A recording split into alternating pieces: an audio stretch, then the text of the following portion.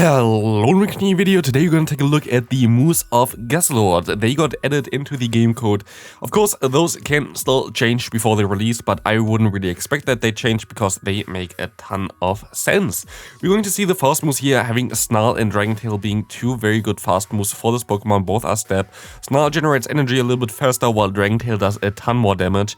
I think Dragon Tail is going to be the preferred version, but also Snarl could have some play, as this would be with Snarl one of the spammiest Pokemon in the game. As we see the charge moves, we see Brutal Swing, a move that we saw for Hydreigon already for the community day. A move that is very strong. It's a Surf clone, 65 damage, 40 energy. We see the Dragon Claw, which is going to be a very nice bait move and still does some nice Dragon type damage for this Pokemon, and then Stab. And then we have Crunch, which is also Stab, is a 45 energy move. Does a little bit less damage in total than I think the Brutal Swing. I think we're gonna take a look at this anyway, but Crunch has the option to debuff the opponent's defense by 30%.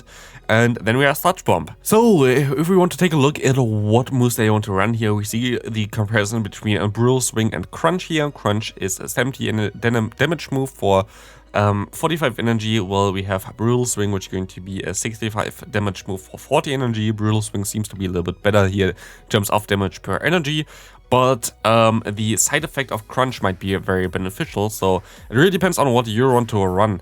Both of them are fine. You reach the first move for both of them, I think, after 5 fast moves with the Dragon Tail, which means the first one you're going to get at the same time, while I think the Crunch always going to be after 5, while the Brutal Swing going to be after 5 and then 4, I think.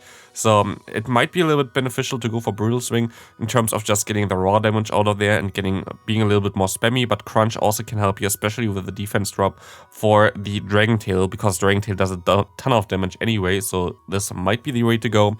Let's take a look at the comparison for those two. Here we have both movesets in there, and we will see that both of them do basically the same in the Great League, and you see it actually is a very good performer in the Great League.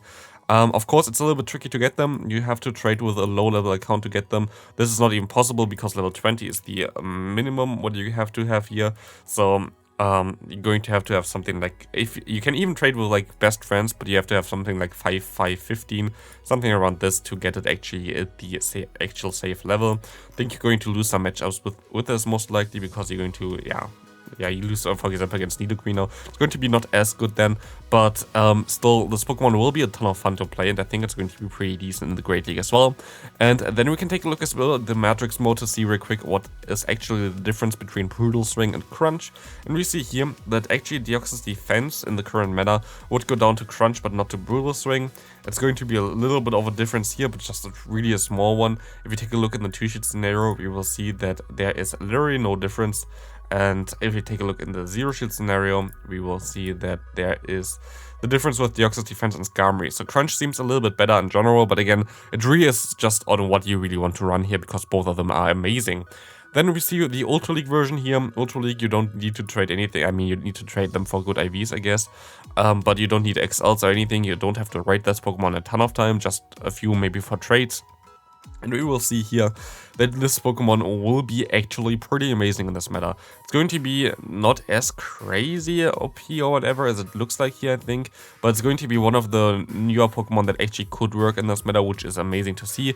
The cool thing about this Pokemon is you hard wall Trevenant, and Trevenant is basically everywhere, so that's just amazing for this Pokemon, and also you're just a very good answer for most of the dark types in the meta, which makes it a really cool pick in general. So I think Guzzlord is going to be a fun one to use. Let me know in the comment section if you are excited for this one. I'm definitely going to showcase it immediately as soon as it comes out on this channel, so leave a like and subscribe if you haven't already, and I see you in the next video. Bye!